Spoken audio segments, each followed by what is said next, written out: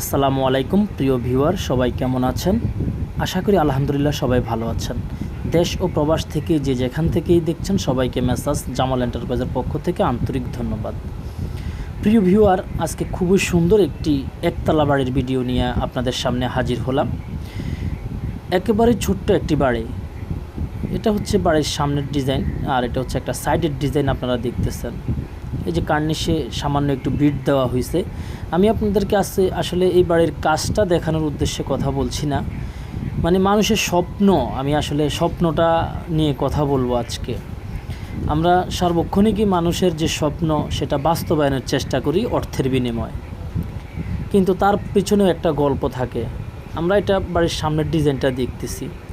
আমরা যে ভাইয়ের জন্য এই বাড়িটা করেছি, উনি আসলে খুব কষ্ট করে এই বাড়িটা এই পর্যন্ত কাজটা নিয়ে আসতে পেরেছেন।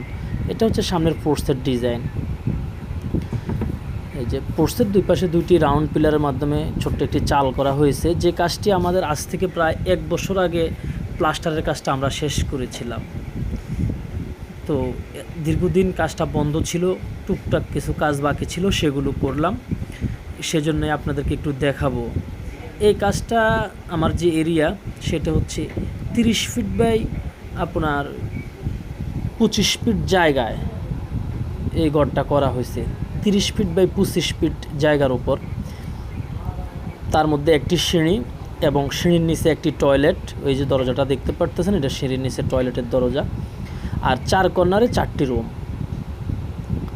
এই 30 ফিট বাই 25 ফিট জায়গায় এই ঘরটা করা হয়েছে খুবই সীমিত টাকার মাধ্যমে, যেখানে কোনো ধরনের অপচয় করা হয় নাই।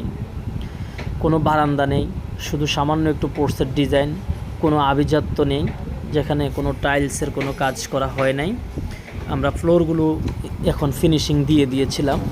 প্রথমে কথা ছিল টাইলস হবে, কিন্তু টাইলস করা এখন সম্ভব হচ্ছে না, বিদায় আমরা ফিনিশিংয়ের কাজটা করেছি। আসলে আমি একটা কথা বলি, দুনিয়ার সব মানুষের উপার্জন একরকম হয় না। তো সবাই সবার উপার্জন অনুযায়ী স্বপ্ন দেখে। আমার এই ভাইটিও ঠিক সেই কাজটি করেছেন। আর জামাল এন্টারপ্রাইজ যখনই কারো কাজ করে, আমরা সব সময় মালিকের অবস্থাটা আমরা চিন্তা করি। আমরা চেষ্টা করি যাতে আমাদের দ্বারায় মালিকের কোনো ক্ষতি না হয়, সেই বিষয়টা আমরা চেষ্টা করি। তবে আমরা মানুষ এবং আমরাও লেবার দিয়ে কাজ করাই, ভুল ত্রুটির ঊর্ধ্বে কেউই নয়। তবে আমরা চেষ্টা করেছি সুন্দর করে কাজটা করার জন্যে। আসলে যিনি কাজটি করেছেন, ওনার স্বপ্ন এটা, ওনার কাছে এটা অনেক বিশাল। আমার কাছে হয়তো এটা আমার ছোট একটা প্রজেক্ট হতে পারে, কিন্তু ওনার কাছে এটা অনেক বড় স্বপ্ন। তো আমাদের মধ্যে জামাল এন্টারপ্রাইজের মাধ্যমে ওনার এই স্বপ্নের কাজটা করা হয়েছে। আমরা আজ থেকে প্রায় অনেক দিন আগে, 1.5 বছর আগে কাজটা শুরু করেছিলাম।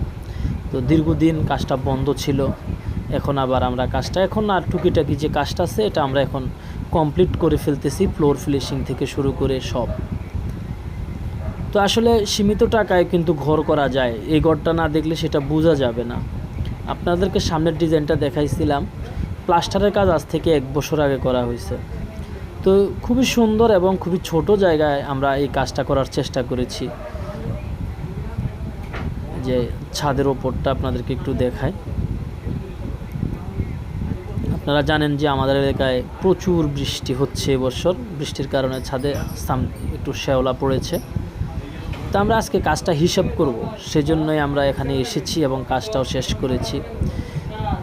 তো আসলে আপনারা দোয়া করবেন আমরা যাতে মানুষের ইচ্ছা অনুযায়ী প্রত্যেকটা কাজ করতে পারি এবং মানুষকে খুশি করে আসতে পারি।